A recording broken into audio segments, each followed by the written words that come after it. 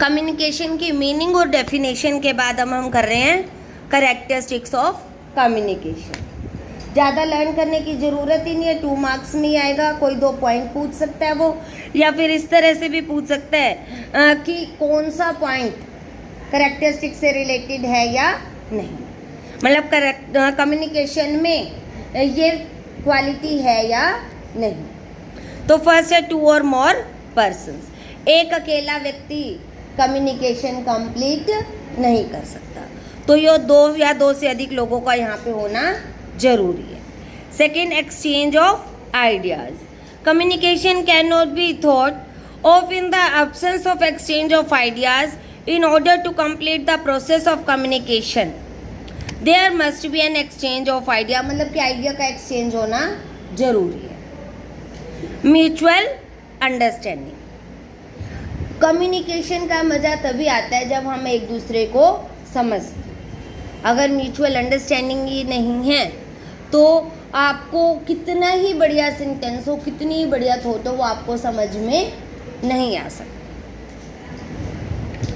ठीक है, जिस व्यक्ति पे आपको बिलीव है, जिसके साथ आपकी अंडरस्टैंडिंग है, आप उसी की बात को अच्छे से समझते हो।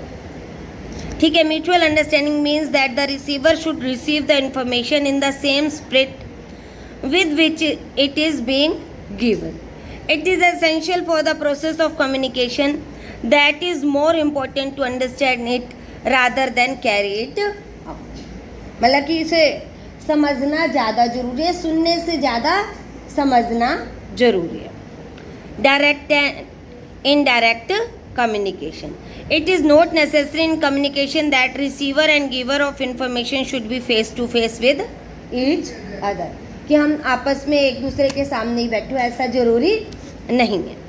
Communication can be both direct and indirect. Direct communication means face to face conversation and indirect communication means is through other means, दूसरे साधनों के द्वारा भी ये इंफॉर्मेशन कम्युनिकेशन हो सकता है।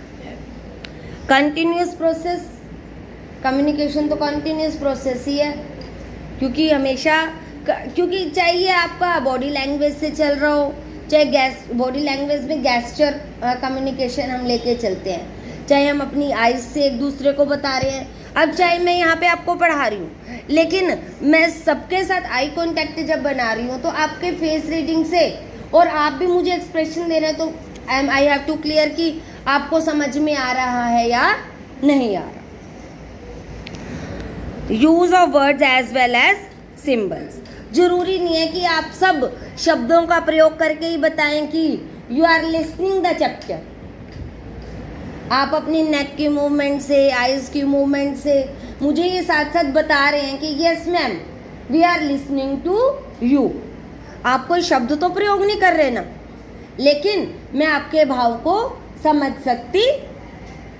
ठीक है, there can be many means of communication like the written, the oral and symbolic. The example of symbolic communication are in ringing of bell for closing a school or a college. अब bell बजती है तो understood है कि आपको भी पता है कि हमारा नेक्स्ट लेक्चर इस किस सब्जेक्ट का है, और मुझे भी अंडरस्टूड है ये बेल हो गई तो अभी मेरे को 12th क्लास से मूव करके 11th क्लास में जाना है, तो सिर्फ बेल ही बजी है ना, हमें बार बार, ये भी क्या है, कम्युनिकेशन का एक सोर्स ही है। ठीक है, saying something by movement of neck, showing anger और disapproval through eyes, giving some decision by raising और of a finger in cricket etcetera. Cricket match में जब फिंगर ऊपर जाती है तो किस चीज़ का साइन सिंबल होता है, आउट। ठीक है, तो इस तरह से जो सिंबॉलिक कम्युनिकेशन भी है यहाँ पे हमारा रहता